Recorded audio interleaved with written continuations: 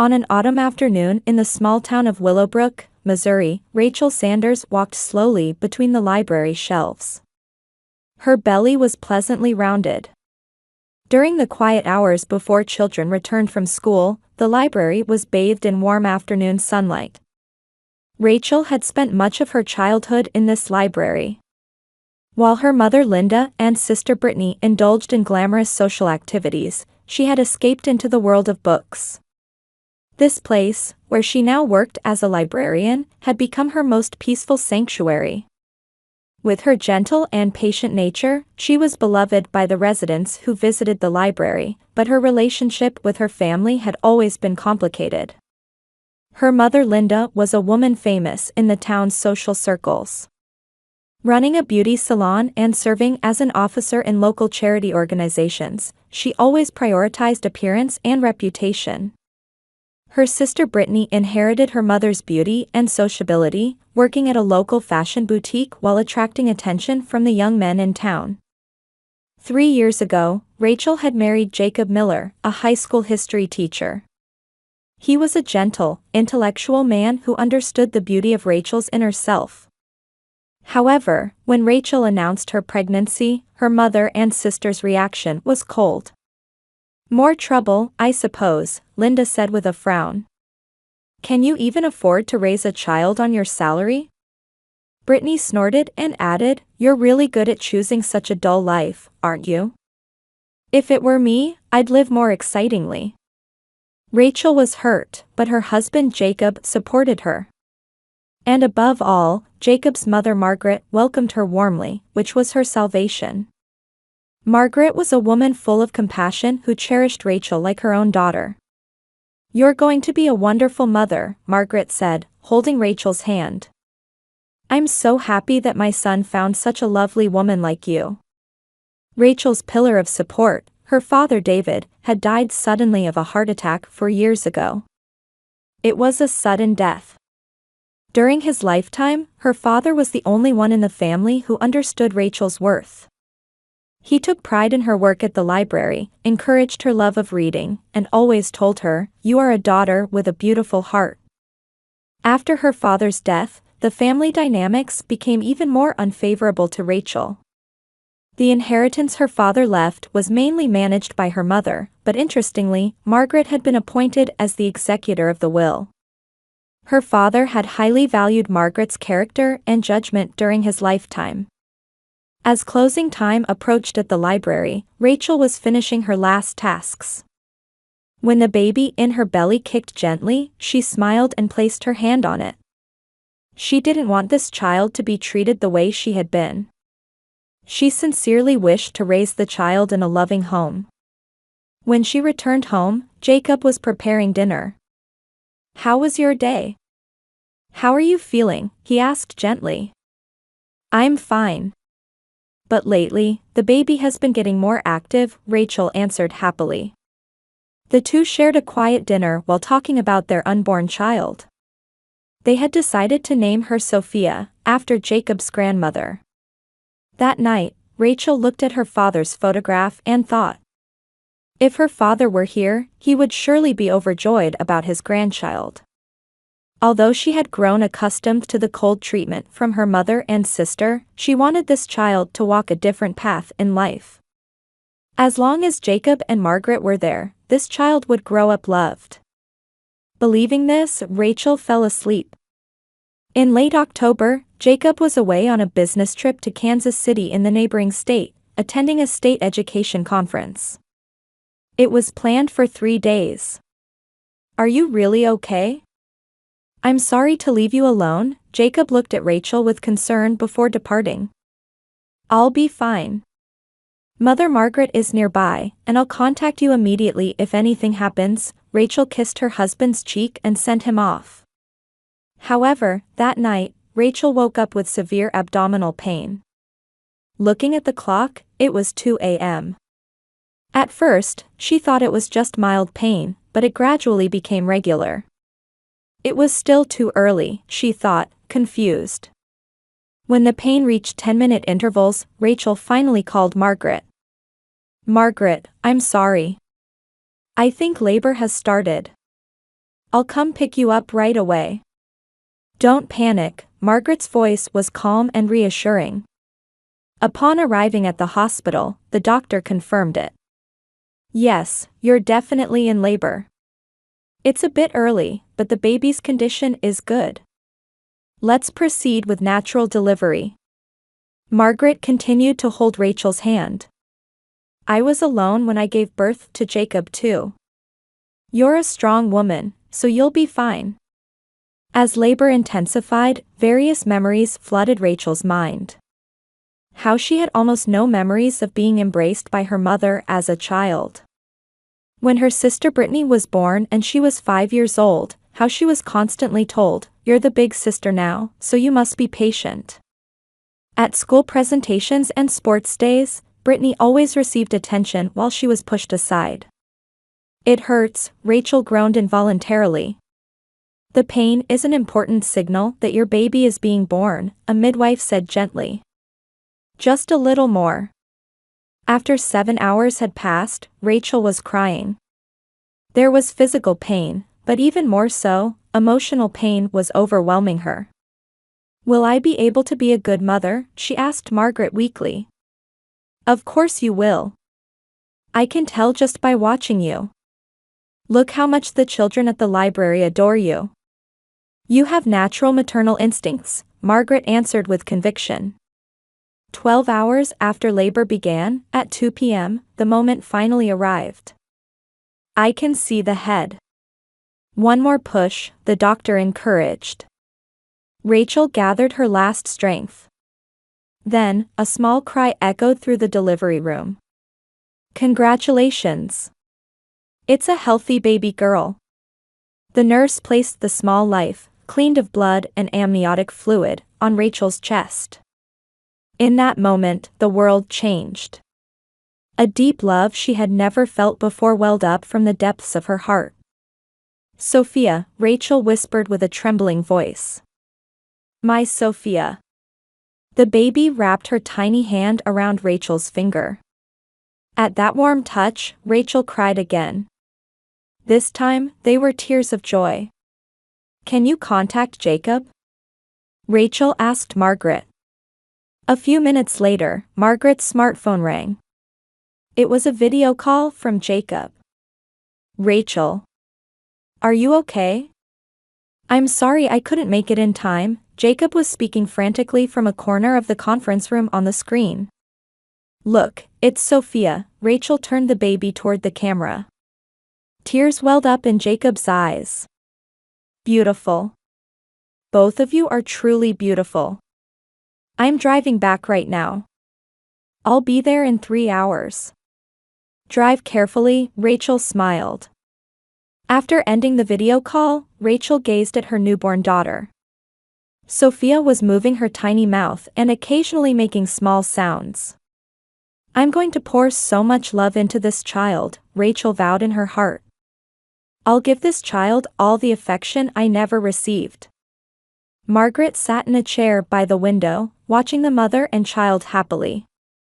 Watching you two reminds me of the day Jacob was born.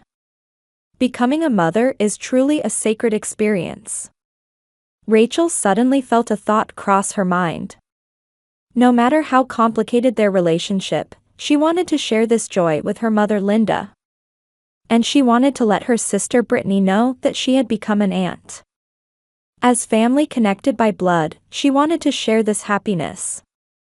Maybe I should call Mom, Rachel said to Margaret. Of course. But let's rest a little first. Childbirth was hard work. Rachel nodded slightly. After confirming that Sophia had fallen asleep, she too gave in to fatigue. But in her heart, she was imagining the moment when she would share this wonderful news with her family. Surely her mother and sister would be happy. Since they were family who shared blood, they would certainly celebrate the birth of new life from the bottom of their hearts.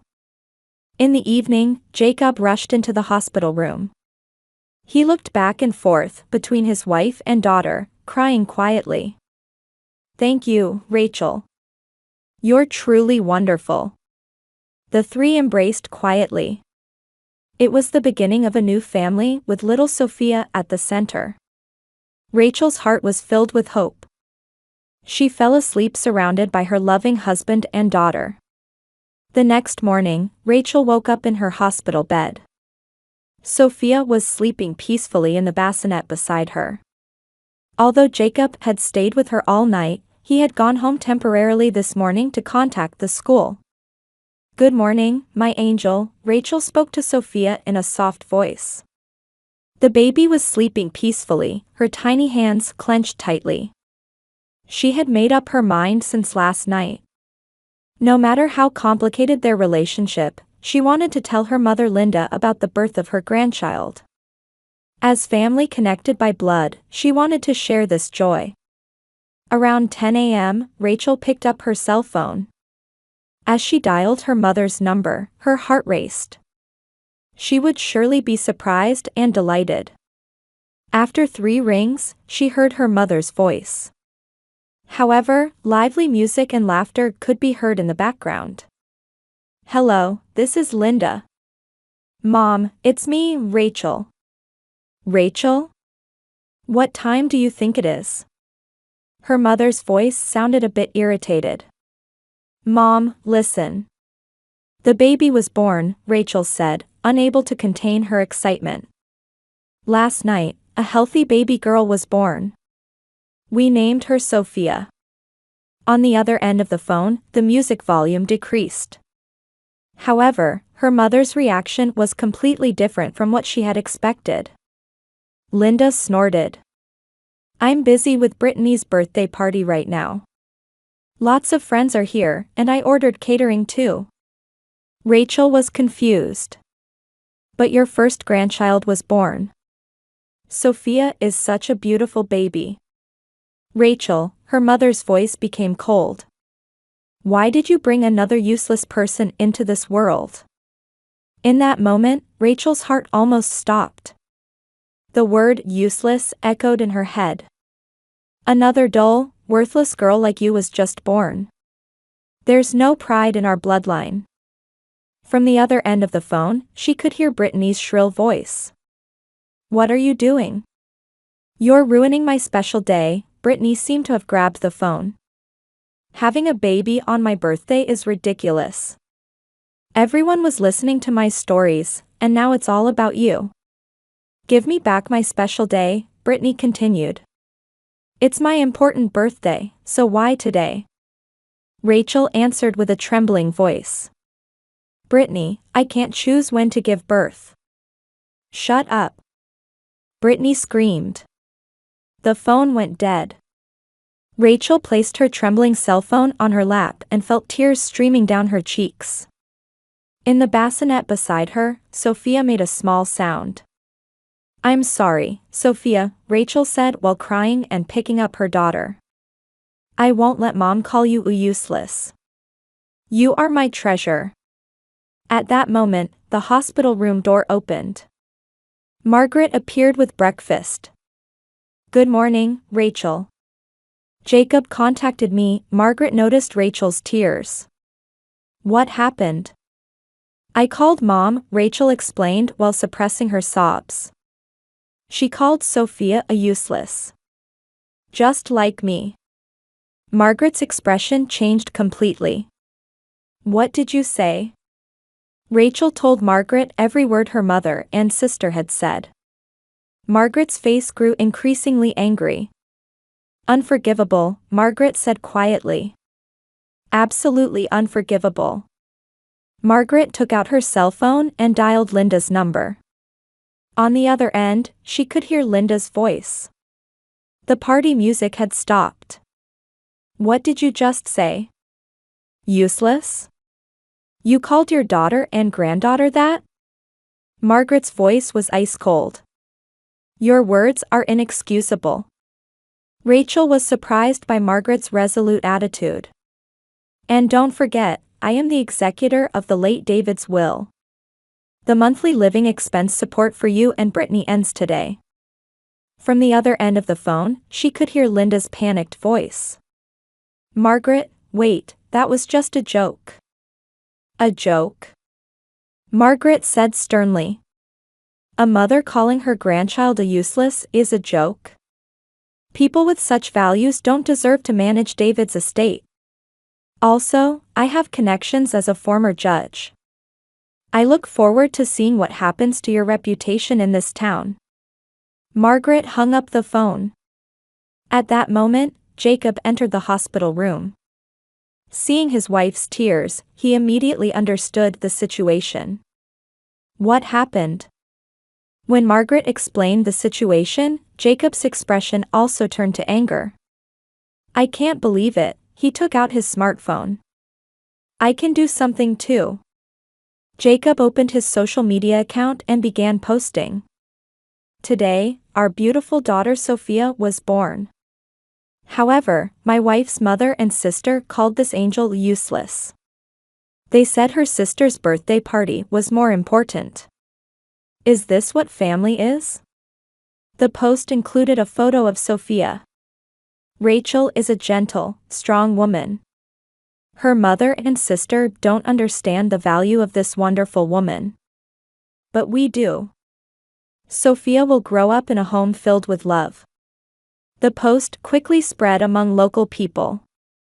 Comments supporting Rachel poured in one after another. Rachel wiped away her tears, surrounded by the people she loved. Holding Sophia to her chest, supported by her husband and Margaret, she understood for the first time what a real family was.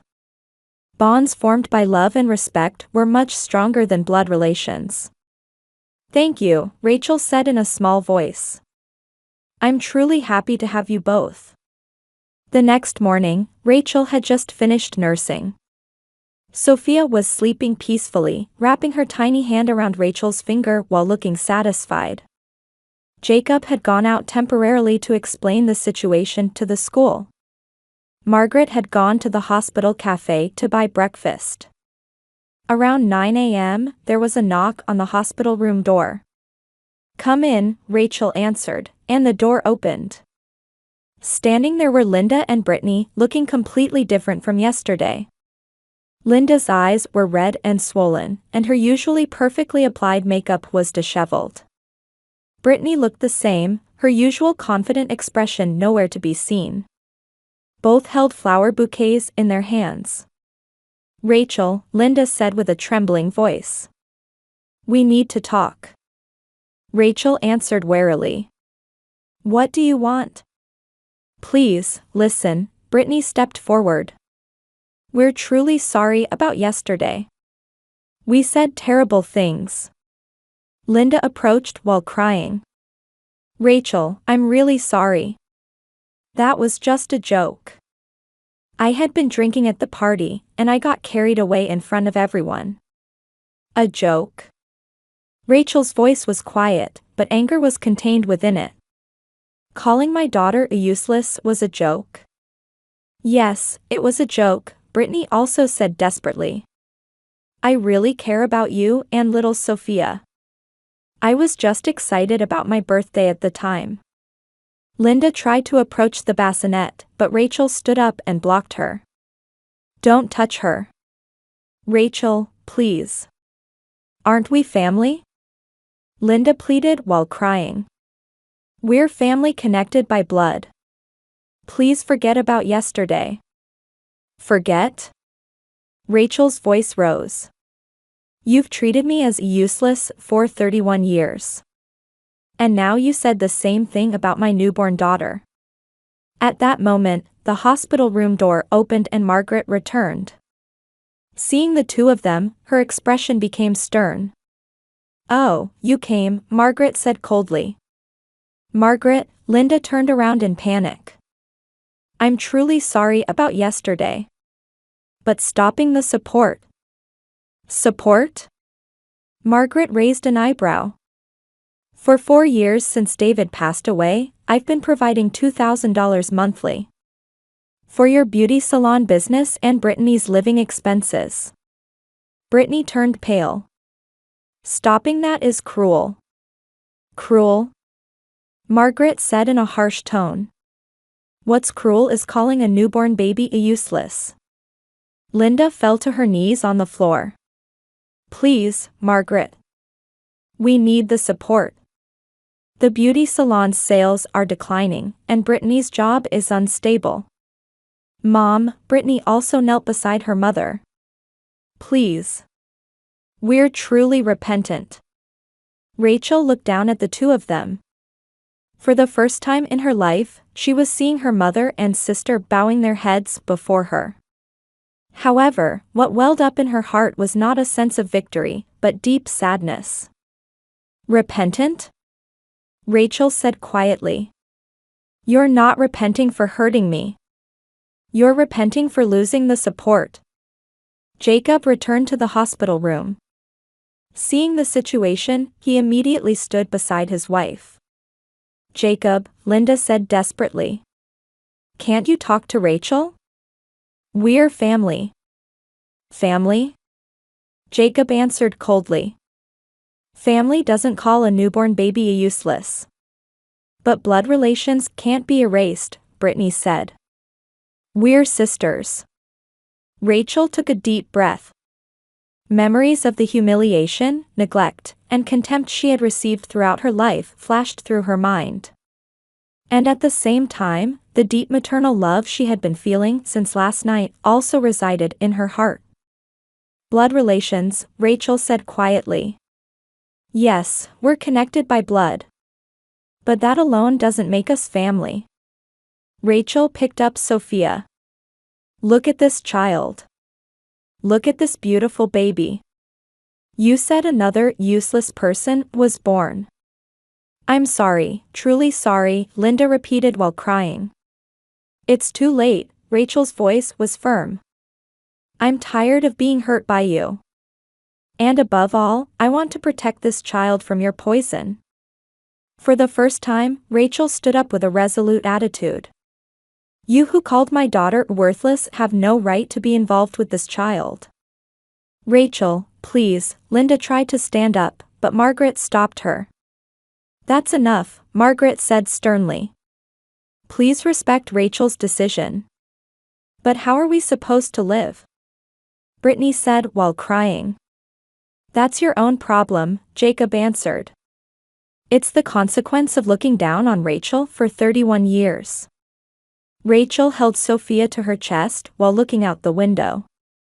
Outside, fresh green leaves were beginning to sprout, heralding the arrival of spring. We have a new life, Rachel said without looking back. Sophia will grow up in an environment filled with love. In the love of a real family, without discrimination or contempt. Linda and Brittany stood up. Despair was written on both their faces. Rachel, one last request, Linda said with a trembling voice. Please give us another chance. Rachel slowly turned around. In her eyes was a strength never seen before. You had 31 years of chances. But you never once tried to understand me. Now it's different, Brittany said.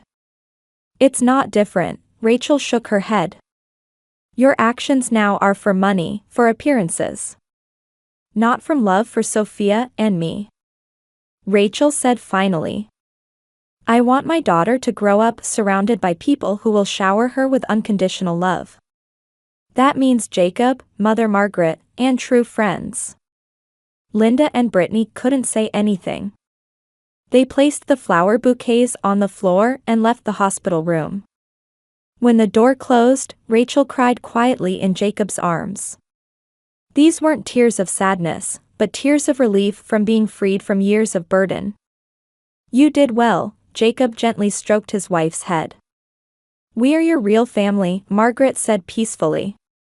Sophia made a small sound, as if supporting her mother's decision. Rachel smiled while gazing at her daughter. 6 months later, warm laughter echoed as usual in the children's corner of Willowbrook Library. Rachel sat with Sophia on her lap, reading picture books to small children. And the ugly duckling became a beautiful swan, Rachel concluded the story with a gentle voice. What's important is believing in your own worth. The children applauded, and young mothers offered words of gratitude. The reading sessions for new mothers that Rachel had started had become a popular event in town. Rachel, that was wonderful again today, Carol, the head librarian, approached. Participants are coming from neighboring towns to hear your readings. Thank you, Rachel smiled. Seeing the children's shining eyes makes me happy too. Sophia was laughing contentedly on her mother's lap. She had grown into a healthy, active baby and was loved by the library children. When they returned home, Jacob was preparing dinner. He continued his work as a teacher while actively sharing household chores. How was today? Jacob kissed his wife's cheek. It was wonderful. 3 new families joined us, Rachel answered happily. Margaret also shared dinner with them several times a week. She was an ideal grandmother, watching over Sophia with deep affection. Meanwhile, Linda and Brittany's lives had completely changed. The combination of Margaret stopping the support and the loss of reputation in town due to Jacob's social media post had confronted them with harsh reality. Linda's beauty salon saw customers staying away, making business difficult. Many customers said they didn't want to entrust their hair to someone who calls a newborn grandchild useless, and left. Brittany also found it difficult to get jobs locally and was forced to seriously confront her life for the first time. Brittany found work washing dishes at a restaurant in a neighboring town. Although it was manual labor she had always avoided, she had no choice. Through work, she began to learn the dignity of labor and gratitude toward others for the first time. Linda, spending more time alone, began to reflect on her past actions. Particularly, she remembered how much her late husband David had loved Rachel. He always said, "Rachel is a daughter with a beautiful heart." She was beginning to understand the meaning of those words now.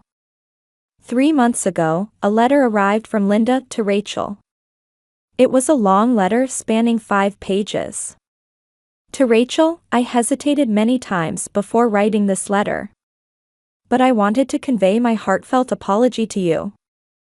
I committed an unforgivable mistake as a mother and as a human being. I belittled you for 31 years and spoke hurtful words about your beautiful daughter. There are no excuses. Since your father died, I was concerned only with vanity and appearances, losing sight of what was truly important. Your kindness, patience, and love for the children at the library, all of these were expressions of the beautiful heart you inherited from your father, but I failed to see it. I'm not asking for immediate forgiveness. But someday, with time, I want to work to atone for the sins I committed against you. Little Sophia will surely grow into a wonderful woman, raised by a mother like you. I'm truly, truly sorry. I love you. From Mother. Rachel read this letter many times. Tears came, but they were tears of complex emotions. After consulting with Jacob and Margaret, she decided to consider it carefully. Whether to forgive is your decision, Margaret said. But there's no need to rush until you see genuine change. One evening, Rachel was watching the sunset while holding Sophia. Her daughter was grasping her mother's hair with tiny hands and showing an adorable smile. I want you to walk a life filled with love, Rachel spoke to her daughter. In a world without discrimination or contempt. But at the same time, I want you to have a forgiving heart. Not for the other person's sake, but for your own. Jacob placed his hand on his wife's shoulder. You'll make the right decision. Take your time. In 6 months, Rachel had grown tremendously as a mother and as a woman. Above all, she learned the importance of setting boundaries to protect herself and her daughter. And at the same time, she truly felt the happiness of being supported by those she loved. The townspeople continued to warmly support Rachel. The reading sessions at the library were her way of contributing to society. Sophia was also loved by local people and was growing up healthily. Stars began to shine outside the window. Rachel held her daughter to her chest and thought, true family is not about blood relations, but about relationships bound by love and respect. And forgiveness is not something to be given easily, it only becomes possible after genuine repentance and change. Sophia began to breathe peacefully in sleep. Rachel quietly sang a lullaby while placing her hopes in her daughter's future.